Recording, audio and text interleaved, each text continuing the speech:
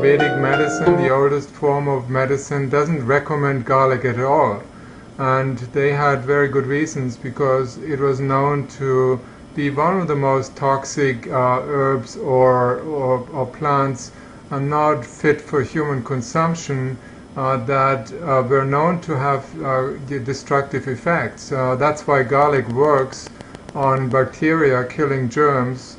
It's an antibacterial food that can completely eradicate bacteria. Many people think that that's a good thing.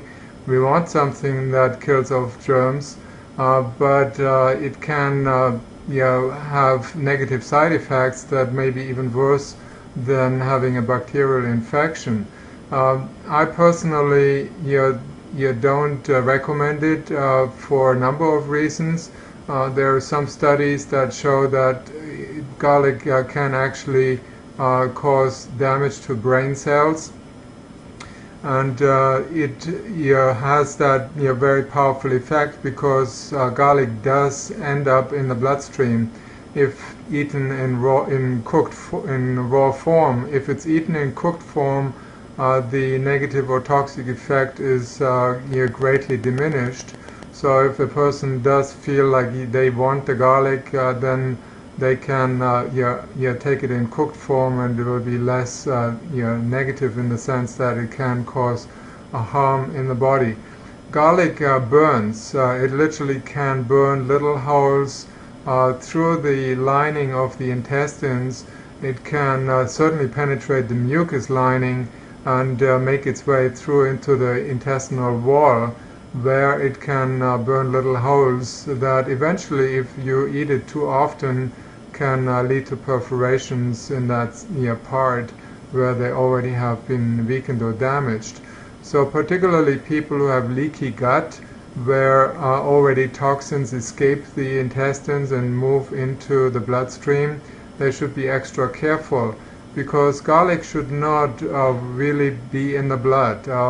Remember, perhaps some people know who have been going through World War II or past World War II, the immediate 5 or 10 years, where, for example, the Italians, who were very knowledgeable about the toxic effects of garlic, they took garlic gloves with them to the frontiers, and they squashed, they basically used the garlic juice to pour it over the bullets, and then they put the bullets that had the garlic on them into their guns. And they were never known to be good shooters, the Italians. They were famous for not being able to aim at soldiers properly, and so they often missed. Probably they missed more often than they succeeded. So they thought that by putting the garlic on the bullet and then somehow hit the enemy in the foot or somewhere, not in the heart or in the head, they just injured them somehow. And when the garlic entered their blood, the enemy's bloodstream, they knew that the enemy would die. Because once it's in the blood, if you did that and you injected raw garlic juice into the blood, you can certainly die from that. So it's not something to be taken lightly.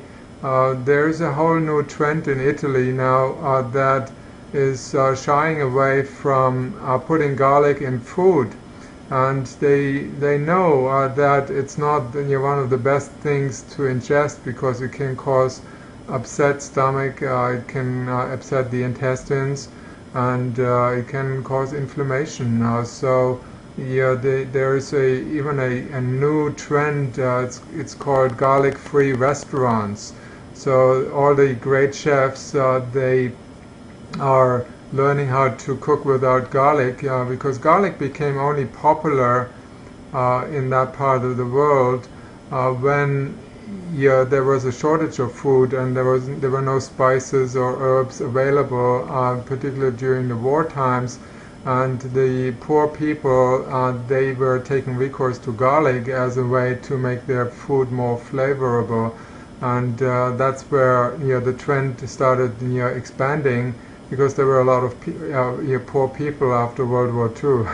So in a way, that's when the garlic became very popular, and it spread throughout the world. So there's a new trend that is sort of going backwards in time and phasing garlic out. It also overrides the flavor of other tastes in food. So once you put garlic in, you hardly taste anything else but garlic. And in that sense, it's not the best for the taste buds, because it's very important that the tongue, which has taste bud cells to detect all the 6 tastes: sweet, sour, salty, bitter, and astringent, pungent and bitter and astringent.